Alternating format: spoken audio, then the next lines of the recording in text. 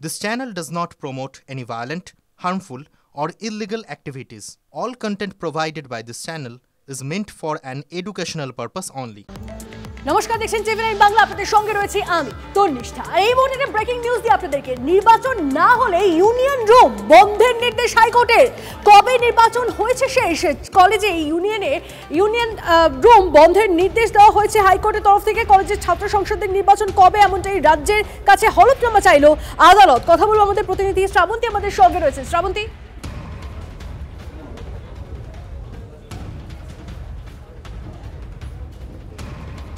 কথা বলবো আমাদের প্রতিনিধি শ্রাবন্তীর সঙ্গে। তবে তার আগে আরো একবার আপনাদেরকে জানিয়ে রাখি, নির্বাচন না হলে কলেজে ইউনিয়ন রুম বন্ধের নির্দেশ হাইকোর্টের। কলেজে ছাত্র সংসদের নির্বাচন কবে, রাজ্যের কাছে হলফনামা চাইল আদালত। নির্বাচন না হলেও কলেজে অ্যান্টি র্যাগিং কমিটির ভূমিকা নিয়ে প্রশ্ন হাইকোর্টের। যেখানে নির্বাচন হচ্ছে না সেখানে ছাত্র নেতা কোথা থেকে তৈরি হচ্ছে? দয়া করে তৃণমূল কংগ্রেসের ছাত্র নেতাদের ছাত্র নেতা নয়, দুষ্কৃতী বলতে শিখুন। এই দুষ্কৃতীরা কলেজ নিয়ন্ত্রণ করছে, মেরুদণ্ডহীন অধ্যক্ষদের উপস্থিতি এবং মাথার উপরে তৃণমূল কংগ্রেসের নেতা জনপ্রতিনিধিরা গভর্নিং বডির প্রেসিডেন্ট থাকার জন্য এই পুরো সিস্টেমটাকে বদলানো দরকার।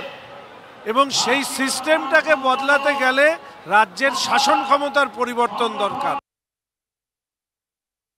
সাউথ ক্যালকাটা ল কলেজের ঘটনা চোখে আঙুল দিয়ে দেখিয়ে দিয়েছে। এই গোটা ঘটনা ঘটেছে ইউনিয়ন রুমের অভ্যন্তরে, শুরুয়াত হয়েছে অন্তত ইউনিয়ন রুমের অভ্যন্তরে। এবং আপনি যদি সেই কমপ্লেনটা দেখেন, সেই কমপ্লেনের মধ্যে তিনি লিখছেন যে কলেজে জিএস রয়েছে, যেখানে ইউনিয়ন নেই। কিসের জিএস? আমি মামলায় দেখিয়েছি, অভিষেক ব্যানার্জি চিঠি লিখে দক্ষিণ কলকাতা ল কলেজের ইউনিয়নকে কনগ্র্যাচুলেশন জানিয়েছেন। কাকে কনগ্র্যাচুলেট করছেন অভিষেক ব্যানার্জি? ইউনিয়নটা কোথায়?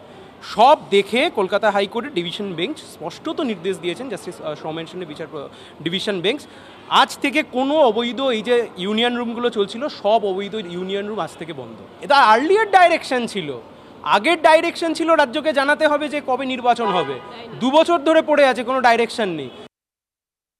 যে নির্বাচন হলে তার মানে কি কোনো ক্রাইম হয় না?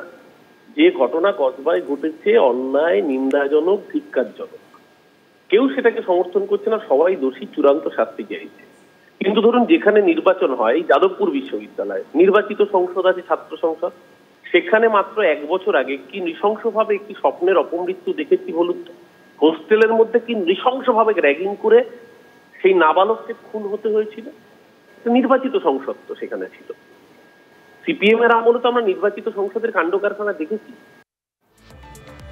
পরের খবর, মনোজিতের ফোন কল ডিটেইলসে চাঞ্চল্যকর তথ্য। কলেজে গণধর্ষণের পর একাধিক তৃণমূল নেতাকে ফোন করে এই মনোজিৎ। প্রভাবশালী ছাত্র নেতাকে ফোন করে তার বাড়িতে যেতে চায়।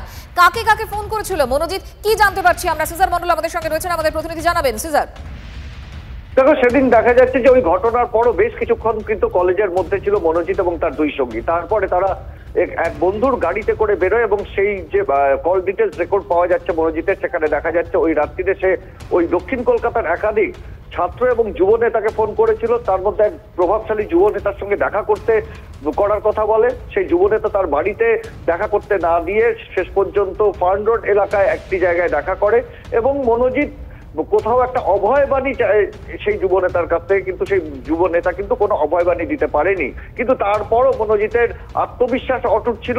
অতীতের অভিজ্ঞতা থেকে তার ধারণা হয়েছিল যে এবারও যদি কোনোভাবে এফআইআর হয়, তার বিরুদ্ধে এই ঘটনাটা প্রকাশ্যে আসে, তাহলেও সে অধরা থেকে যাবে, তার বিরুদ্ধে কোনো ধরনের ব্যবস্থা নেওয়া হবে না। এবং সেই আত্মবিশ্বাসেই কিন্তু সে ঘটনার পরও এলাকায় ঘুরে বেড়াচ্ছিল, এমনকি ওই ছাত্রীকেও কিন্তু সে ফোন করেছিল।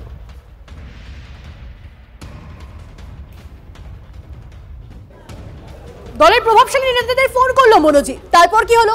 কোন রকম ভাবে গা বাঁচানোর সে চেষ্টা করতে লাগলো এবং তারপর 25শে জুন নির্যাতিতাকে শেষমেশ ফোন করে বসে মনোজিৎ এবং ফোন করে থানায় অভিযোগ না জানাতে প্রচ্ছন্ন হুমকি দেয় এই ছাত্রনেতা। কথা বলবো আমাদের প্রতিনিধি সুমন আমাদের সঙ্গে রয়েছে, সরাসরি সুমনের সঙ্গে জানতে চাইবো। সুমন, মনোজিৎ এই নির্যাতিতাকে ফোন করলো, তারপর ঠিক কি কি নির্দেশ দিল, প্রচ্ছন্ন হুমকি কি কি দিয়েছিল?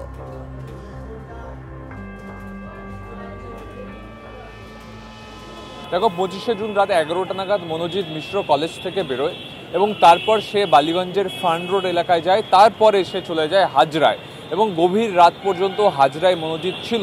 এবং সে যখন কোনো আশ্বাসবাণী পায়নি যে এবার তাকে বাঁচানো হবে, তারপর একাধিক তৃণমূল নেতাকে সে ফোন করার চেষ্টা করে। ইন দ্য মিন টাইম নির্যাতিতাকেও সে ফোন করে এবং ফোন করে তাকে থ্রেট দেয় যে কোনোভাবে যদি থানা অভিযোগ করে সে, তাহলে কিন্তু তার ফল ভালো হবে না। নির্যাতিতার সাথে খুবই অল্প সময় কথা হয় মনোজিতের এবং মনোজিৎ তাকে হুঁশিয়ারি দেয়। পরবর্তীকালে আরও এক উচ্চস্তরের তৃণমূল নেতার কাছ থেকে আশ্বাসবাণী পায় মনোজিৎ, কিন্তু ওই উচ্চস্তরের তৃণমূল নেতা যতক্ষণে থানায় বিষয়টি নিয়ে হস্তক্ষেপ করেছিলেন ততক্ষণে এফআইআর রুজু হয়ে গেছিল, মনোজিৎকে গ্রেপ্তার হতে হয়।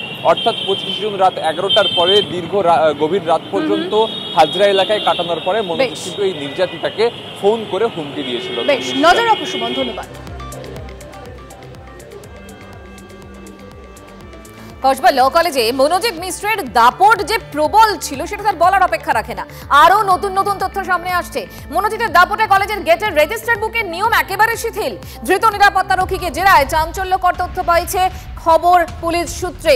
কি জানতে পারছি আমরা, কি খবর পাচ্ছি আমরা? সুপ্রিয় আমাদের সঙ্গে রয়েছেন, বলবেন সুপ্রিয়।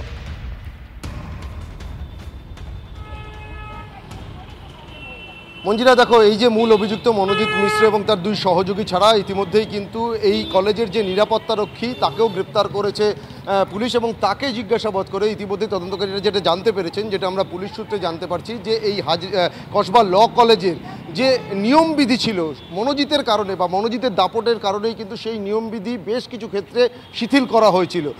এই কলেজে যে রেজিস্টার বুক ছিল, অর্থাৎ বাইরে থেকে যদি কোনো ভিজিটর বা বহিরাগত কেউ আসতেন, তিনি কার সঙ্গে দেখা করতে যাবেন এবং তার নিজের নাম, পরিচয়, ফোন নাম্বার সেই রেজিস্টার বুকে নথিবদ্ধ করার একটা নিয়ম কিন্তু ছিল। কিন্তু মনোজিৎ দিনের পর দিন এই কলেজের ভেতরে বিভিন্ন সময় বহিরাগতদের নিয়ে যে সে আসতো, এমনকি দেদার আড্ডা মৎসব চলতো, সেই কারণে কাদের সঙ্গে নিয়ে এসছেন, কারা আসছেন, সেই বিষয়গুলো যাতে কোনোভাবে নথিবদ্ধ না থাকে, তার কারণে মনোজিতের নির্দেশেই সেই রেজিস্টার বুক মেনটেন করা, ভিজিটার্স রেজিস্টার বুক মেনটেন করার নিয়ম শিথিল করা হয়েছিল, এমনটাই নিরাপত্তারক্ষীর সঙ্গে কথা বলে তদন্তকারীরা জানতে পেরেছেন। অর্থাৎ কোথাও গিয়ে মনোজিতের দাপট যে সব ক্ষেত্রেই ছিল, শুধুমাত্র পড়ুয়াদের উপরে প্রভাব কাটানো তা কিন্তু নয়, তার পাশাপাশি কলেজের যে সমস্ত নিয়মবিধি ছিল সেগুলোকেও যে সে দেদারে সেগুলোকে ভঙ্গ করেছে বা সেই নিয়ম। সুপ্রিয়, বেশ, আপাতত তোমাকে ধন্যবাদ।